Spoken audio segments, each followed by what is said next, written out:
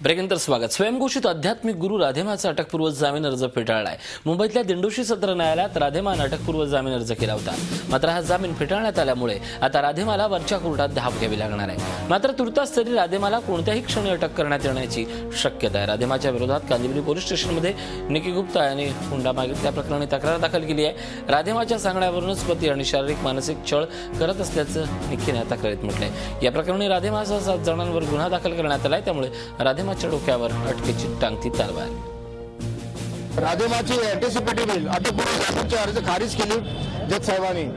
आमचं ग्राउंड होतं ऑब्जेक्शनचं की राधेमाला जे पोलिसांनी 14 तारखेला हजर राहण्यासाठी सांगितलेलं आहे, पण ती हजर होणार नाही आणि आम्हाला विश्वसनीय सूत्रांनी कळलं होतं की ती मॅडम राधेमा पळून जाणार आहे आणि ती बँकॉकला जाणार आहे असं आम्हाला इन्फॉर्मेशन आली होती। आमचे प्रतिनिधी अजित मांढरे आहेत। अजित, काय सांगाल? एकूणच राधेमा प्रकरणी केव्हाही अटक होण्याची शक्यता आहे, पण ही केव्हाही उजळायला नेमका कोणासाठी विलंब होतोय? नक्कीच ऋषी, पण मुंबई पोलिसांचं जे म्हणणं आहे त्यानुसार अजून तरी राधेमाच्या अटकेची शक्यता नाहीये। कारण का हे हुंड्याचं प्रकरण आहे, 498चं प्रकरण आहे। या संपूर्ण प्रकरणामध्ये दोन्ही पक्षाच्या बाजू ऐकून घेतल्या जातात दोघांच्या। त्याही पुढे जाऊन म्हणजे जर राधेमाने तपास जे तपास काम आहे त्यामध्ये जर तिने कुठे सहकार्य केलं नाही तर राधेमाची अटक होण्याची शक्यता जास्त आहे। कारण जसं आपल्याला माहिती आहे की आतापर्यंत ज्या घडामोडी घडल्या त्यामध्ये राधेमाने किंवा तिच्या सहकाऱ्यांनी कुठेही पोलिसांना तपासाकरता सहकार्य केलेलं नाहीये। त्यामुळे राधेमाची जी अटकेची शक्यता आहे ती दिवसेंदिवस वाढत चाललेली आहे।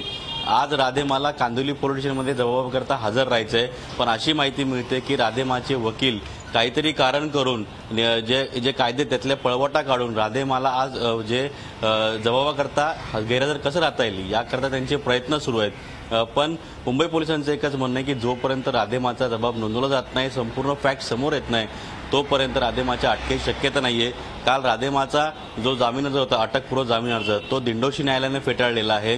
त्यामुळे राधेमाच्या अटकेची शक्यता पूर्णपणे झालेली आहे। पण अजूनही राधेमाकडे ऑप्शन आहेत, जे हायकोर्ट आहे किंवा सुप्रीम कोर्ट आहेत, अशा अनेक जी राधेमा आहे तिच्याकडे ऑप्शन आहेत।